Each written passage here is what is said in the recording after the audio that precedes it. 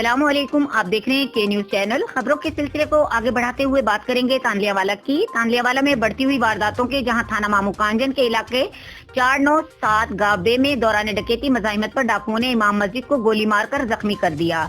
Police थाना मामूकांजन बरवक्त इत्तला के बावजूद एक फरलांग दूर जाए वकूअ पर 4 घंटे बाद पहुंची, जिसके बाद मकामी अफराद ने पुलिस के खिलाफ एहतजाजी मुजाहिरे करते हुए सड़क ब्लॉक कर दी। इस बारे में रिपोर्ट करेंगे हमारे नुमाइंदे अली हसन साबरी। जी साबरी साहब, बताइएगा।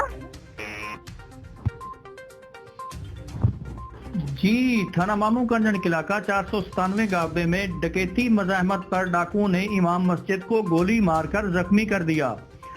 पुलिस बर वक्त इतला के बावजूद एक फरलांग दूर जाए वकूआ पर 4 घंटे बाद पहुंची, जिस पर मकामी अफराद ने पुलिस के खिलाफ एहतजाजी मुजाहरा करते हुए मेन सड़क ब्लॉक कर दी।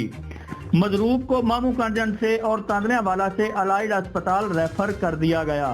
बताया गया है कि गुज़श्ता शब 2 बजे के करीब 3 मुसल्ला डाकू चक 497 गावबे, जो थाना से एक फरलांग के फासला पर वाक़े है, में अनवारे मदीना मस्जिद के इमाम मिराज हुसैन शाह के घर आ घुसे, जहां मज़ाहमत पर उसकी टांग में फायर मारकर जख्मी कर दिया।